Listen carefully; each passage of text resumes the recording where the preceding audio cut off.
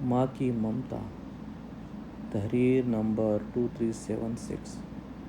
بستر مرگ پر جب بار بار میں اپنی کوتاہیوں کی ان سے معافی طلب کر رہا تھا تو کہنے لگی، میں راضی ہوں بیٹا، کاہے کو بار بار معافی مانگتا ہے۔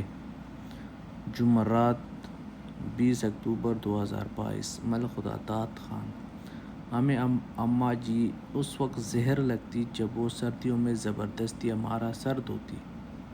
لکس کیفری ریکسونا کس نے دیکھے تھے؟ کھجور مار کا صابن سے کپڑے بھی دھلتے تھے اور سر بھی۔ آنکھوں میں صابن کانٹے کی طرح چبھتا اور کان اماں کی ڈانٹ سے لال ہو جاتے۔ ہماری ذرا سی شرارت پر اماں آگ بگولا ہو جاتی اور کپڑے دھونے والا ڈنڈا اٹھا لیتی جسے ہم ڈمنی کہتے تھے، لیکن مارا کبھی نہیں امی نے۔ کبھی عین وقت پر دادی جان نے بچا لیا، کبھی بابا نے، اور کبھی ہم ہی بھاگ لیے۔ گاؤں کی رونقوں سے دور ان فصلوں کے بیچ ہمارا ڈیرا تھا۔ ڈیرے سے پگڈنڈی پکڑ کر گاؤں جانا اماں کا سب سے بڑا شاپنگ ٹور ہوا کرتا تھا، اور اس ٹور سے محروم رہ جانا ہماری سب سے بڑی بدنصیبی۔ اگر کبھی اماں اکیلے گاؤں چلی جاتی تو واپسی پر ہمیں مرہنڈے سے بہلانے کی کوشش کرتی۔ ہم پہلے تو ننھے ہاتھوں سے اماں جی کو مارتے، ان کا دوپٹہ کھینچتے، پھر ان کی گود میں سر رکھ کر منہ پھاڑ پھاڑ کر روتے۔ کبھی اماں گاؤں ساتھ لے جاتی تو ہم اچھلتے کودتے، خوشی خوشی ان کے پیچھے پیچھے بھاگتے۔ شام گئے جب گاؤں سے واپسی ہوتی تو ہم بہت روتے، ہمیں گاؤں اچھا لگتا تھا۔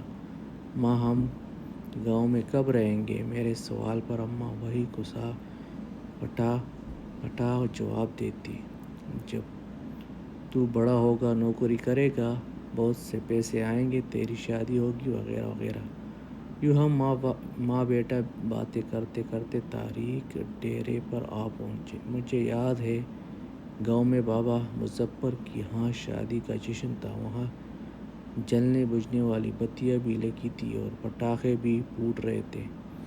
میں نے ماں کی بہت منت کی کہ رات ادھر ہی ٹھہر جائیں، لیکن وہ نہیں مانی۔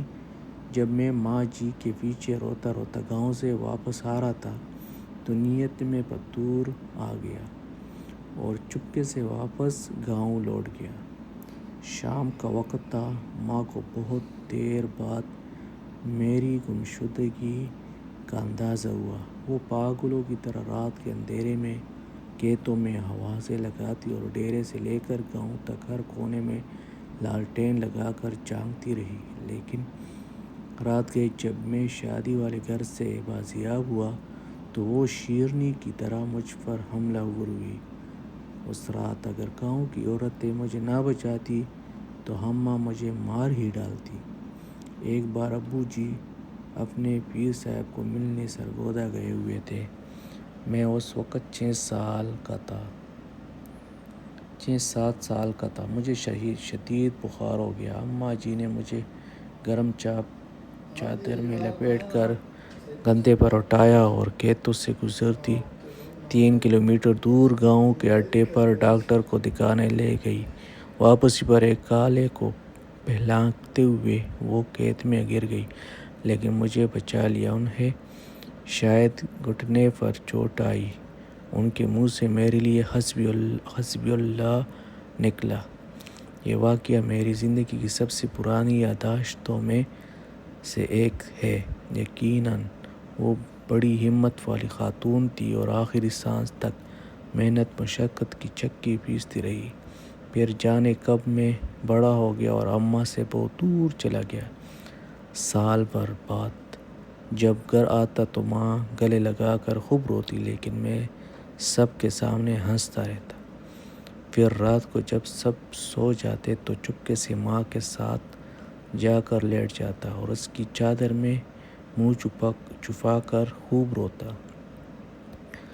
ماں کھیت میں چارہ کاٹتی اور بہت بھاری پن سر پر اٹھا کر ٹوکے کے سامنے آ پھینکتی، کبھی کبھی خود ہی ٹوکے میں چارہ ڈالتی اور خود ہی ٹوکا چلاتی۔ جب میں گھر ہوتا تو مقدور بھر ان کا ہاتھ بٹاتا۔ جب میں ٹوکا چلاتے چلاتے تک جاتا تو وہ سرگوشی میں پوچھتی، بات کرو تمہاری فلاں گھر میں۔ وہ جانتی تھی کہ میں پیدائشی عاشق ہوں اور ایسی باتوں سے میری بیٹری فل چارج ہو جاتی۔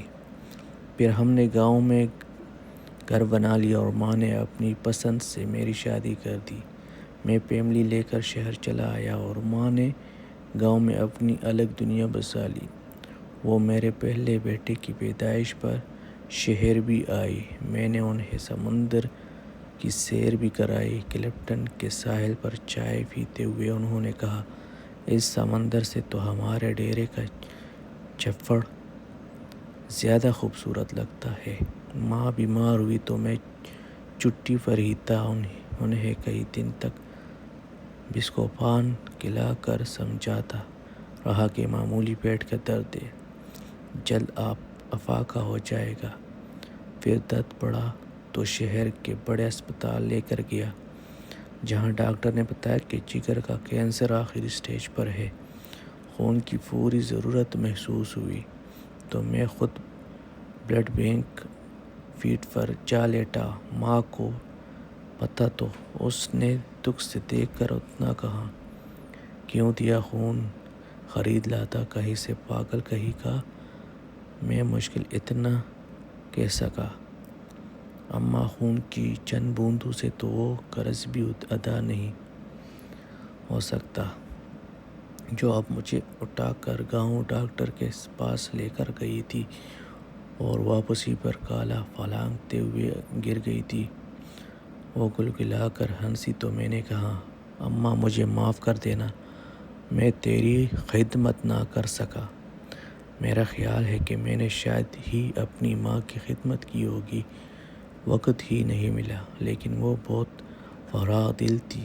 بستر مر پر جب بار بار میں اپنی کوتاہیوں کی ان سے معافی طلب کر رہا تھا تو کہنے لگی، میں راضی ہوں بیٹا، کاہے کو بار بار معافی مانگتا ہے۔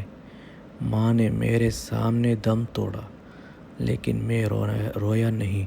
دوسرے دن سر بھاری ہونے لگا تو قبرستان چلا گیا اور قبر پر بیٹھ کر منہ پھاڑ کر رویا۔ ماں نے بچھڑے مدت ہو گئی، اب تو یقین بھی نہیں آتا کہ ماں کبھی اس دنیا میں تھی بھی کہ نہیں۔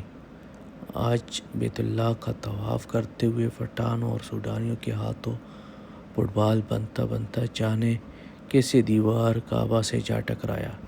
یوں لگا جیسے مدتوں بعد پھر ایک بار ماں کی گود میں پہنچ گیا ہوں۔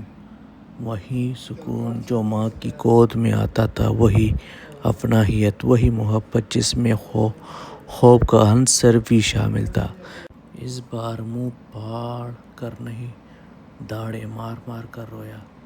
70 ماؤں سے زیادہ پیارا رب کا کعبہ اور ہم صدا کے شرارتی بچے۔ واحد ماں ہی ایک ایسی ہستی ہے جو ہر وقت میں، ہر حال میں، چاہے بیمار ہو، چاہے جو بھی ہو، اپنے اولاد کا خیال رکھتی ہے۔ اللہ سب کی ماؤں کو خوش رکھے، آباد رکھے۔